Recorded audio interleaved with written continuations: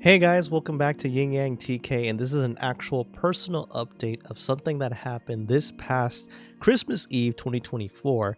And you probably seen the post in which I announced that I had a very scary near death experience, in which it was a very scary, moment, but because of a miracle that happened, I'm still here today. So I'll be explaining exactly what happened. So, rewind a little bit, we go back to Christmas Eve, in which I wake up, I go to the gym in the morning, and then around 8 o'clock, I start making breakfast for my family. And in that moment, I decided, you know what? I think I'm going to make a big breakfast because I want to not eat at lunchtime, but I want to save the main course, which is the Christmas dinner, later on. So, I ate, and then fast forward around noon, I start feeling this pain in the chest. And it's not bad, it just feels like a very uncomfortable thing. It almost felt like indigestion a little bit. I didn't think much of it. I'm like, oh, you know what? Maybe if I drink a little bit of water, I should be just fine.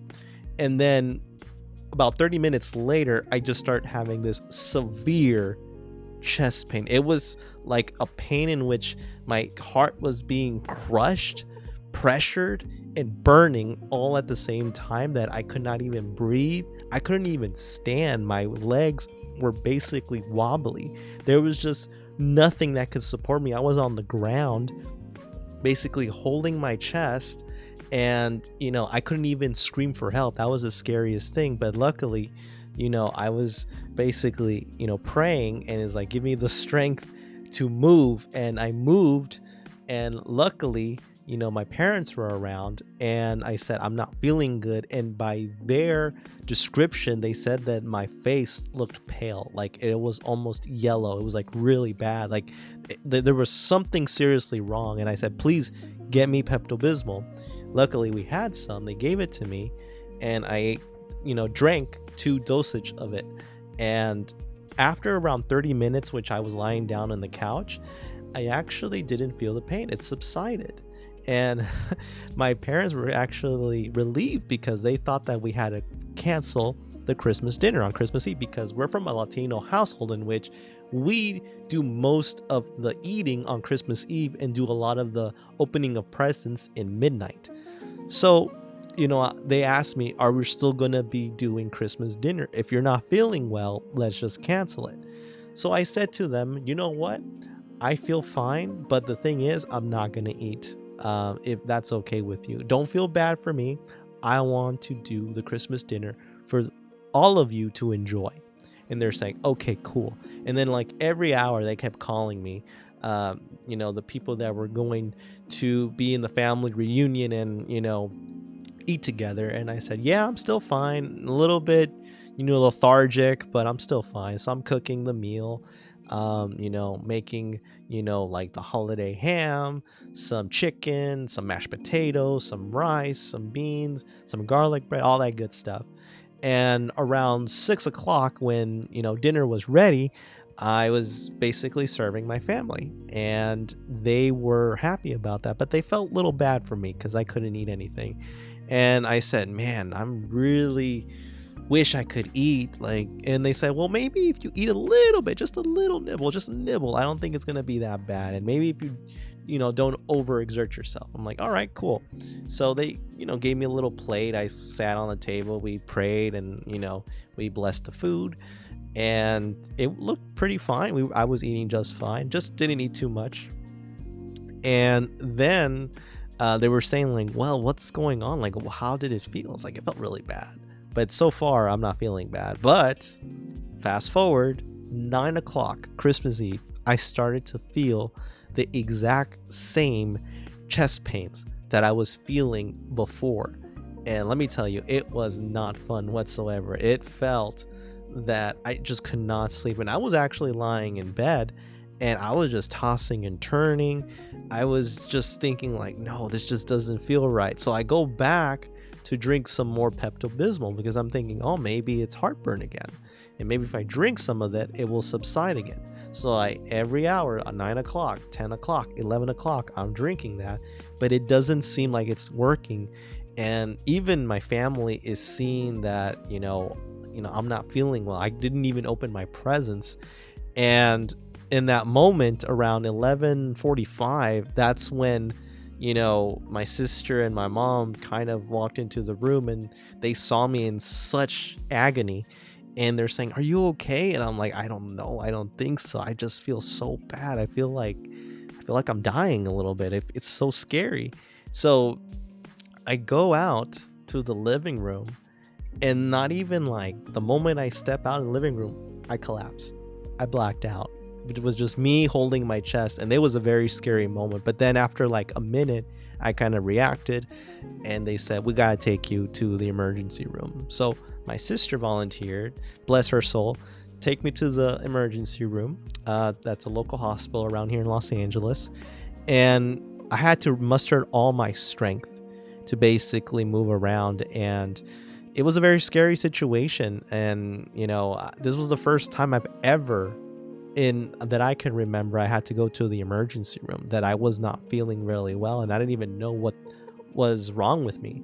And she was very helpful. She wrote down all my information, and then we had to basically wait in the waiting area in around probably midnight, probably maybe 12:15, already at Christmas. The doctors basically said, "We're going to start running some tests." They're asking me questions. "Where's your chest pain?" I was like, "My pain is right here. It's basically not on my stomach. It's not on my esophagus. It's like really here. It's like between my heart, my rib cage, my lungs. It just feels so freaking bad. Like, it's so bad. It's hard to even stand." So the first thing that they did was that they were going to measure my blood pressure, right? The next test was a heart rate monitor, in which they would basically put these little sticky things around, and they would measure my heart rate. And later on, the next thing was an x-ray of my chest. So I had to basically go onto this machine, and they saw exactly what was going on, and they said, "Yeah, still nothing." And then the next thing was a urine sample, and did that. The other thing was blood work. I think they got like 4 bottles of blood. It was a lot, and I even felt even more weaker, which was a horrible feeling. And all that my sister told me was that you just was on the bench. You were like kind of like in a fetal position. You were just holding your chest real tight, and that sometimes you would black out in and out. But all I heard you doing was praying. Like, you were praying so hard to God to get you through this. And in that moment, I do remember in which I said, "You know what?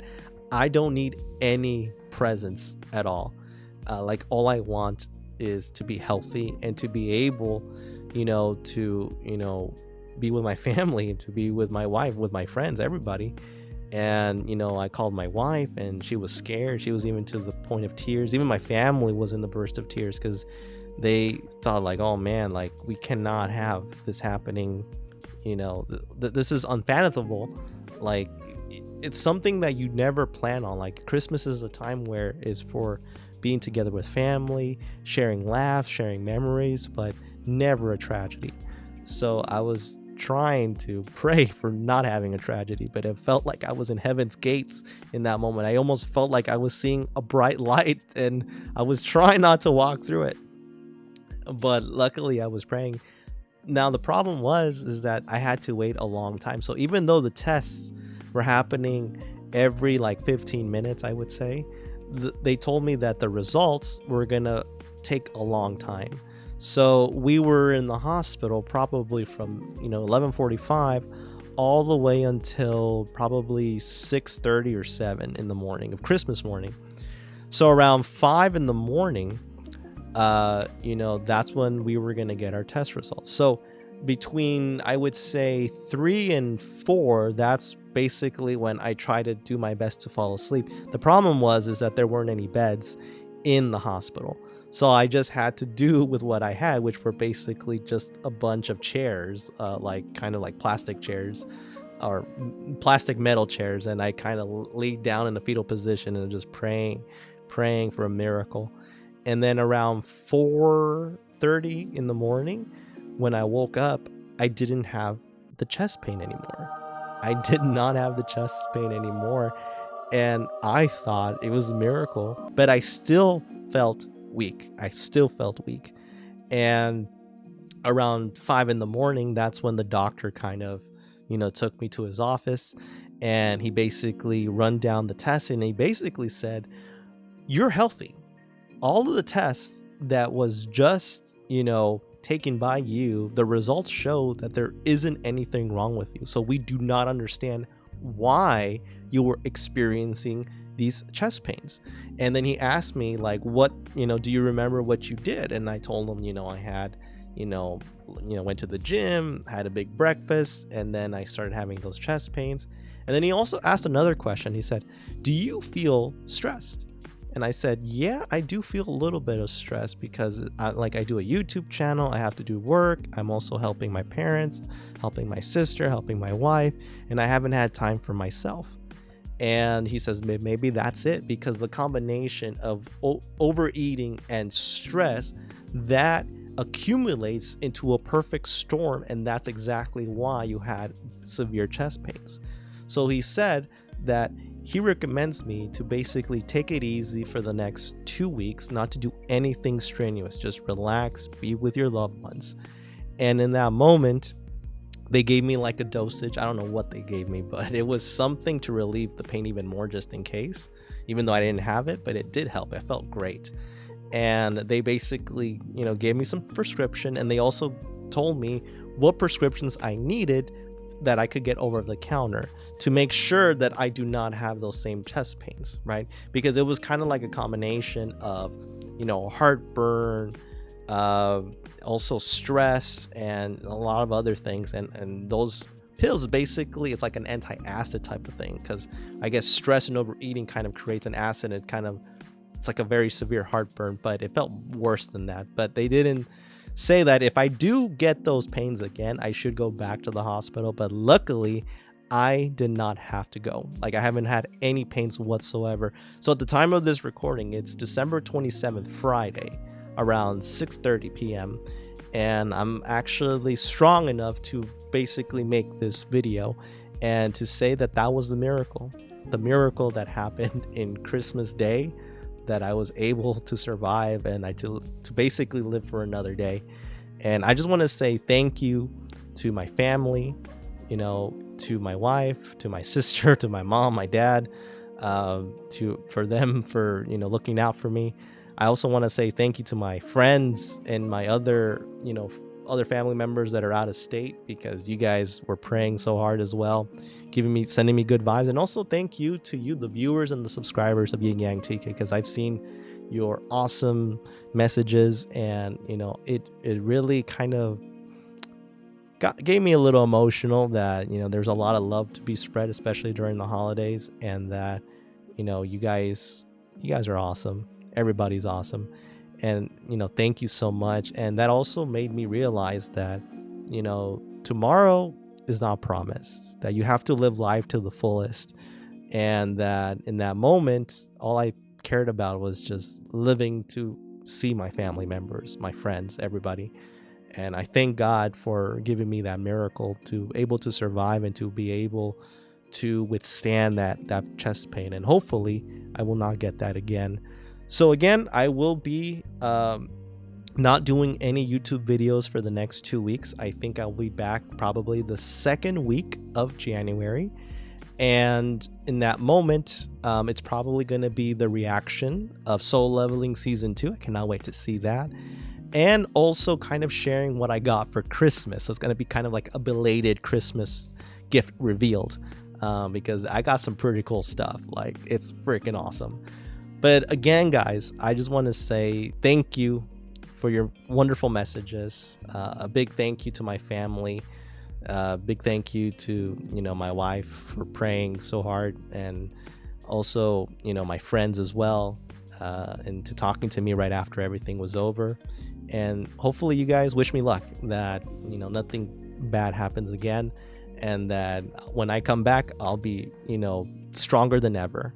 So right now, I'm just gonna take it easy. I will do some community posts, but that's about it, because I do want to spend more time with my loved ones, and to not take anything for granted. So again, guys, I hope this story kind of helps you realize that there is more to life than just YouTube. because YouTube is always going to be there, but your health is more important. So I want to, put my health first and then focus on that, and also start doing better managing stress, and then also doing better habits, healthy habits. So again, guys, thank you so much. I hope you had a very Merry Christmas, Happy Kwanzaa, Happy Hanukkah, happy all of the winter holidays. Again, stay awesome, guys.